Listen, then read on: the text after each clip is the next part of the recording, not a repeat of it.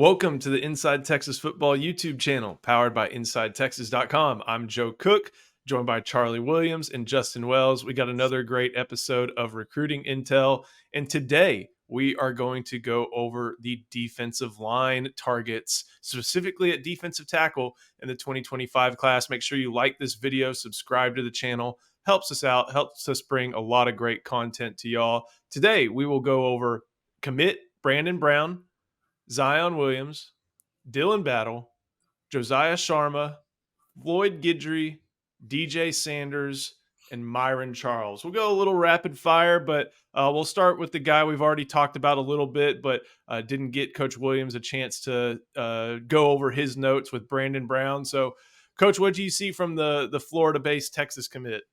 Yeah, well, one thing we know about Florida kids, they got speed. And even though he plays D-line, this kid can run, right? You see him chasing down ball carriers from behind.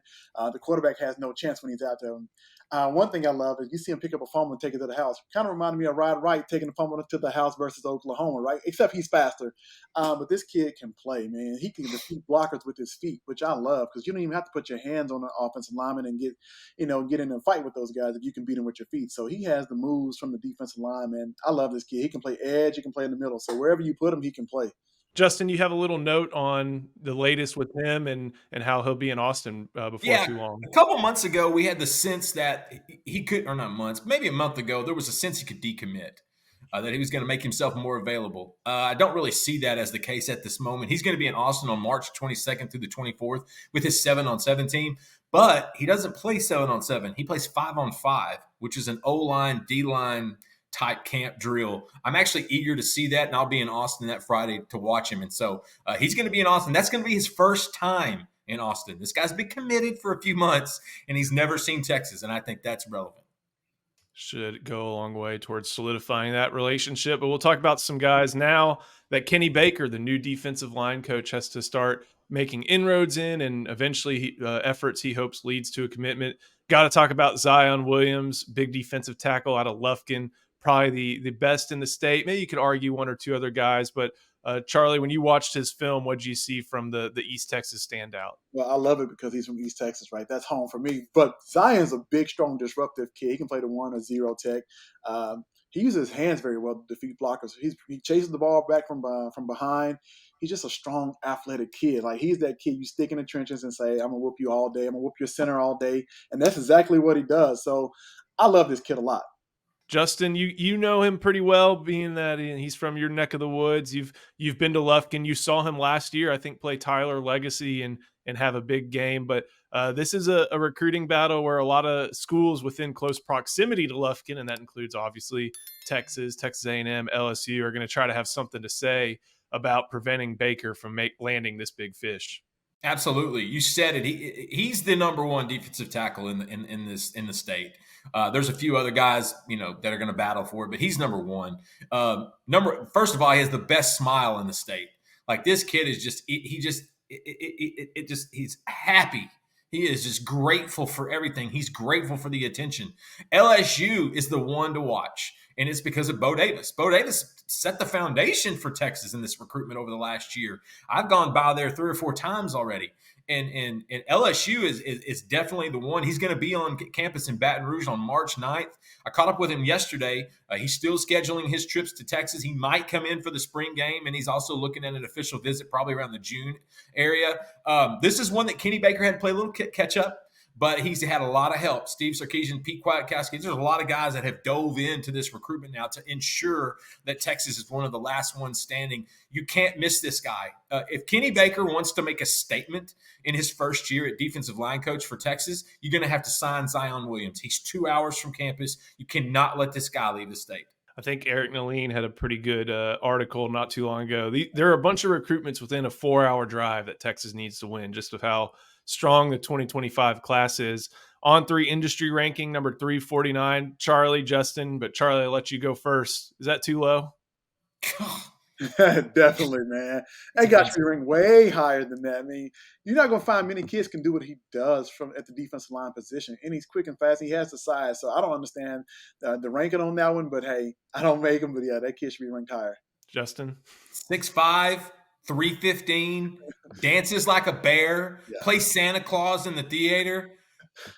get away with get this 349 off the screen before I punch something. This dude should be higher, much rated higher. Listen, let me tell you how high he should be rated. When he goes in the first round of the draft in the 229 NFL draft, that's what should tell you he should be rated higher. I love it. Well, I'll get him off the screen. We'll talk about another guy, Dilan Battle, on 3 industry ranking number 525 overall out of Mansfield Timberview, a place that Texas has gone in recent years and is starting to get a little bit more traction in just as part of increased efforts in the DFW area. Coach Williams, Dilan Battle, what do you see on his film? Man, he got the perfect last name, Battle, because that's what he does in the trenches. This is a big dude. This is the guy say, I'm putting you over the center. Bring on the double team. It doesn't matter. He's not going to get moved, right? He has the ability to hold his gap and split the double team, which you don't see kids being able to do that at the high school level much, but he does it quite well. He's another guy that gets after the ball and chases the ball at his size, but he's super strong. He's a guy, like I said, bring on your double team. I'm going to anchor down the defense and let my linebackers roam free and let them make plays because that's what he does best. When you're watching these highlight tapes, do you ever kind of notice what defenses the teams that these prospects are on, what they're running, to see how much that they may fit into Texas's defense? And is that the case with both the guys we kind of just mentioned? Yeah, definitely. I watch that for all kids just to kind of see where they'll fit, where they projected at the next level. Look what kind of defense that they play now. And you see some of these high schools starting to adapt and play more multiple fronts, just like they do at the college game. So when they go to college, they're already prepared to play that, whatever position they're going to play. If he goes to Texas, so he can play up and down the line. And from a 0-1, maybe put him in a 2 over the guard, or maybe a 2-eye, right? So he has familiarity with that already. And that's what I look for when I watch film. Yeah, Texas uses 2-eye a good amount based off Pete Kwiatkowski's 2-4-5. But, like you mentioned, it's a lot of similar skill sets when you're looking at those lower number techniques on the defensive line. Justin, as far as where Texas stands with Dilan Battle, and where does Dilan Battle stand with Texas as well, what can you tell us about this recruitment? Yeah, if Zion is number 1 in the state, Dilan Battle's number 2. And now Dilan doesn't have Zion's size. Dilan's more 6'2.5", maybe 3 bills, but he is active and he is athletic. And he got worked up from Andre Kojo, Texas offensive lineman who was at Timberview a few years ago. That's kind of who taught him the ropes of being, getting ready for high performance football. Texas has some work to do here. His father's from Michigan, and he's already been up there a handful of times. TCU is making a very credible push. LSU wants to get him on campus and will. Texas Tech's trying to get him on campus. This one's going to be one, like I said, he doesn't have a visit scheduled to Texas yet. But, again, if Kenny Baker's going to really make a statement in his first year, you've got to hit on some of these in-state defensive tackles. And if it's not Zion Williams, he needs to grab Dilan Battle. The biggest thing right now is get that kid on campus. We'll keep it going, and we will head west this time with Josiah Sharma. He's from Folsom, California. I think this is his second high school, but right now he's at Folsom. Has a little bit of offense-defense flexibility, but Charlie, probably what you see, what other college coaches see, this guy is going to be a difference maker at the next level on defense. Definitely. I like to call him Big Cat. That may be a little too early for some people. May not remember Big Cat Leon left from Dallas Cowboys, but John Henderson, who played for the Jaguars, he's a big kid who can move, man. He looks like a tight end playing D tackle, but he's strong, he's quick, he uses his hands well. He has an array of moves. He can rip, dip his shoulder, swim move, push, pull. Like, he has it all. And he loves playing defense. He loves to get after the quarterback and anybody. He's very disruptive in the backfield.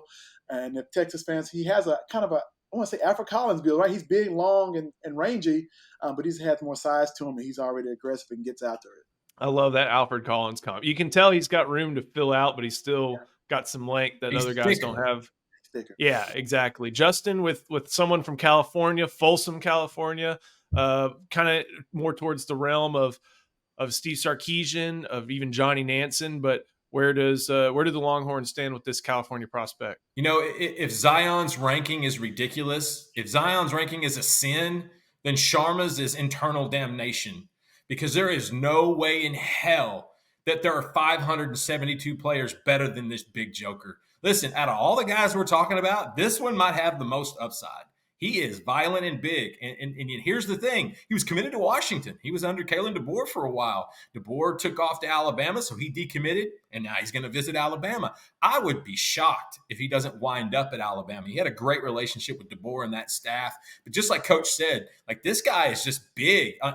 There is some Alfred Collins there, but he's already filled out more. Like he's just got a lot of clay there to mold. And Sharma, goodness gracious, 573. I know we're going to talk about a couple of other ones that are higher rated. I don't know if I would have any of these guys rated above Sharma at this moment. Yeah, he's got a lot of talent that his frame just provides just as a baseline right there. And it'll be interesting to see what West Coast and even Southeastern teams start to take in and try to get in on that recruitment. Before we keep going forward, got to show a little bit of love to our friend Andre the Lawyer. Andre the Lawyer never takes more of their clients, no win, no pay, and no upfront costs. A longtime Inside Texas user with his principal office in Dallas, Texas, he's been representing injured Longhorns throughout the state of Texas. Every client gets a personalized text message number so they can contact the team and get direct access to their lawyer all day and all night. Call Andre the Lawyer at 214-444-8808. Whether you're in a car wreck, an 18-wheeler accident, slip and fall, on-the-job injury, or any wrongful death suit, call Andre the Lawyer at 214-444-8808. Thank you to our friend Andre the Lawyer. But now we return to some defensive linemen. This is another player from the Houston area, Floyd Guidry from Spring High School. Charlie, I like this guy's film when I watch him, but you had a little bit more discerning eye. What were your takeaways when you saw the Spring stand out? Well, he's another strong kid, right? He loves the bull rush. Like, he can push the offensive lineman back into the quarterback's lap, and he loves to do that. Takes on quite a bit of double teams every Friday night. But like I said, he's another kid who can hold his gap. He's like a strong bull rush type guy. He doesn't have to use any other moves because he's so strong. He's going to push the offensive lineman back each and every time. And so, I mean, I like this kid. I think he's a normal 3-tech. I don't think he has the size to play 0 or 1 unless, he gets to a college and they put weight on him. But I don't think they need to. I think he's perfect at the 3 because he's athletic enough to play it, but he's strong enough too. So one thing I thought I noticed, and I want to hear your perspective on it, is we talk about first step with defensive tackles real often. And to me, that seemed like the trait that stood out most. Did you see that when you watched this film? Yeah, he does fire off the ball, and he has good pad level when he doesn't. That's why he's so successful at pushing those guys back because he stays underneath, kind of like an Aaron Donald, and he's going to drive you back. So he does have a quick first step. Justin, this is obviously we're talking about a host of guys, but this seems like a recruitment Texas is in real good position for. What's the latest with Guidry? Yeah, he's already got his stuff scheduled. I don't think he has an OV yet, but he's supposed to be in the springtime, maybe the week before the spring game or the week after. I can't remember exactly, but look, Texas was early on this recruitment. They offered early. They built the relationship early, and it was a team effort from the staff. Kenny Baker's picked up where they left off. I would be moderately shocked or surprised, rather, if Texas doesn't land Guidry. I think it's a real good mix. I believe we met him at Junior Day, at January 20th, if I'm not mistaken. I can't remember. Was he there, Charlie? And Joe, I can't remember for sure.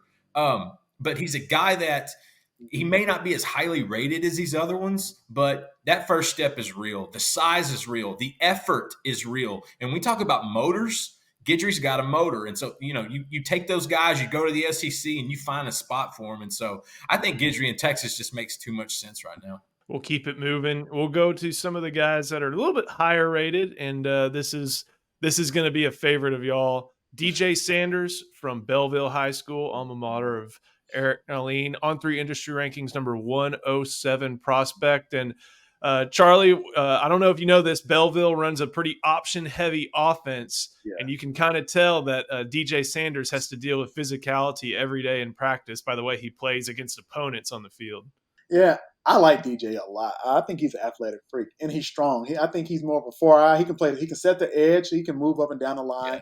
Yes. He reminded me of Chris Whaley before he got big and played deep tackle. Like, he can run the ball. If you put him on offense, like, put him back there and let him go. Like, he's an athletic freak who can play, and I love this kid a lot. You see him taking fumble to the house. Like, he's so quick, and nobody's catching him from behind. So I was like, man, I love this kid. And I think he'll be a great get if Texas gets him. I feel like they can move him up and down the line and do a lot with him.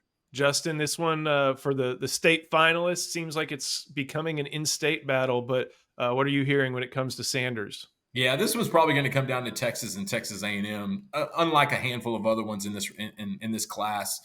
Sanders, got to see him at the state championship. He was active. Like Coach said, this guy can play up and down the line. I think the 4-eye part of him makes him a little different than the rest of the guys we were looking at and talking about, which gives him a little bit of an advantage. And I think he is squarely ranked. This is a guy that you take these type of players every cycle and you figure it out. You make that you put them in the scheme and you figure these guys out. DJ has so much athleticism that makes it pretty easy. It's going to come down to Texas and Texas A&M. I think A&M may have a quiet lead there right now. I know Eric went by there recently, and I think that was kind of the gist he was feeling. But Texas is squarely in it. Kenny Baker's trying to build onto it. I know Coach PK is as well. And so Texas won't stop. This will be a guy that I feel like they'll recruit through the whistle. We've got one more to talk about before we get into a little bit of a higher level discussion, and that's Myron Charles, the On3 industry rankings number 145 overall prospect, I believe from Port Charlotte, Florida. Texas offer, maintains communication with Texas, one of a number of options, and a little bit closer to some of the places that Kenny Baker's a little bit more familiar with. So, Charlie, when you watched his film, what did you see from the Florida product? Yeah, the first thing that stands out to me is that he has a quick first step. He's very active with his hands, and he knows how to use them and to defeat blockers. He has an array of moves as well, like he can get off blocks any kind of way. Anything it takes, he can use that move to get off a block.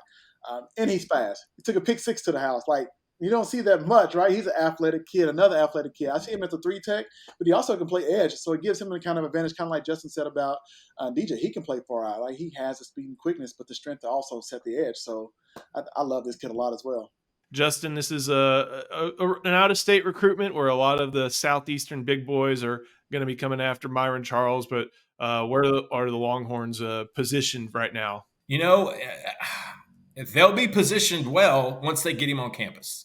And, I caught up with him late last week, and he still hadn't set his visit yet. I think he's still in the mix of trying to do that. I think he wants to see what Austin has to offer. But you know what it reminds me of? This is a Charlie Strong take all day long, because that guy loved those South Florida athletes. And Myron Charles is that kind of guy. It's one of those don't overthink it type kids. He can do a lot. He's big, he's strong, he's fast, and more so than most places, he's mean. And that, to me, is the thing that kind of differentiates him from the other ones. Florida looks really good right now. Miami and FSU are throwing some attention at him. I think Tennessee as well.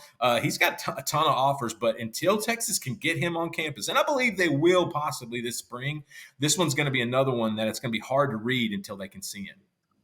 So I had to look up where Port Charlotte is, because I don't know if it's on the top part of the state, if it's in the right down on South Beach, and if Google will pop it up, it is in Fort Myers, Sarasota. So like maybe 2 hours south of Tampa, kind of on the west side of the state. So a little bit, I don't know where the allegiances lie in that part of the state, probably closer to Miami, but maybe Florida State, maybe Florida. And maybe it's just kind of in the middle of nowhere enough of Florida to where the guy would want to try elsewhere.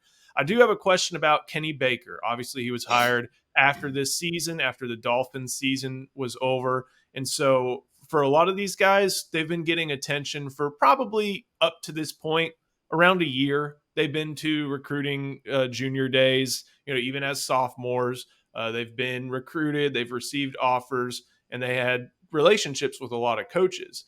But when Kenny Baker comes in, he's got about a year's worth of time to either maintain a lead or make up ground. So, Charlie, as someone who has gone to a school, in your experience at UNLV, where there was previously established relationships and you had to either update those or take those over, what's it like? Like, what's the process like for an assistant coach when he gets to a spot, has a number of targets he knows he needs to pursue and needs to start communicating with them? Yeah, so it's not just on him. I think it's a team effort. Everybody has to take the chance to get to know that the kids that's on the board that you're recruiting, right? Find out there is everything there is to know about them.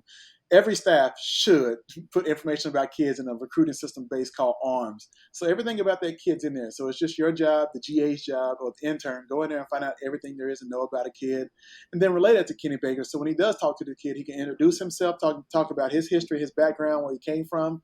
But then he already says, hey, I noticed this about you. I watched your film and X, Y, and Z, right? So the kid's going to say, oh man, this coach is already doing his homework on me, right? And so you just got to build a genuine relationship from there. But take those notes and everything that the previous staff added, or if somebody knew him from a previous staff that you may know, or the coaches on the current staff know about a kid, take that, apply that information, and just reach out to the kid and just build a relationship from there. And then Justin, one more to finish up on. Last cycle, only Melvin Hills and Alex January are part of that class after Andre Robinson decided to get out of his national letter of intent and head to Florida. So a 2 defensive tackle class after a 1 defensive tackle class with Sadir Mitchell. Of course, they added Tia Savea, but that's a 1-year rental. This seems like a position where Texas really wants to load up in 2025. Yeah. I don't know if the math, adds up well, but 1 in one class and 2 in another equals 4 in 2025, because you're going to have to take three, at least 3 or 4. I mean, you've got to stockpile. And I think Sark kind of knew this class was going to be that way. I don't know if Kenny Baker knew it when he took the job, but it was pretty much known that the state was getting a little better, cycling back up with defensive tackles. And of course, Texas has that reach across the country now because they have so much momentum coming off the playoff, coming off the Big 12 championship, a lot of trajectory, a lot of good things coming in Austin right now. I think the number's 4. I think you have to take 4 simply from a numbers standpoint, because again, they're in the SEC. It is bully football. And if they can't stop the run, they will get that ball down their throat. And the only way to do that is to add a Zion Williams, add a Dilan Battle, snag a Floyd Guidry, and maybe go out of state and get a Josiah Sharma. That's the way you do 2025 at defensive tackle, simply because the last 2 cycles have been a little low on the numbers. Got to get those numbers up, guys. Yeah, it seems like every position has been knocked out of the park. And even defensive tackle had some good, obviously, additions, just not the quantity I feel like that Texas would have wanted. So they kind of have solved edge over the past 2 cycles. DB's looking up, linebackers looking great. But on defense, they really need to not only stock up with quality, but quantity when it comes to defensive tackle. Fellas, thank you so much. Make sure you like this video, subscribe to the Inside Texas Football YouTube channel. It will help you bring a bunch of great content throughout the offseason. Give us a shot over at InsideTexas.com. You can get 1 month of premium access for just $1. So it's March 4th. Spring football starts this month. You're going to want to get all the insider notes on not just recruiting visits, but also team intel, practice reports, and everything that you might think of leading into the spring game. You're going to want to stick around. Thank you all so much for joining. Thank you, Coach Williams. Thank you, Justin. I'm Joe Cook. We will see you next time on the Inside Texas Football YouTube channel powered by InsideTexas.com.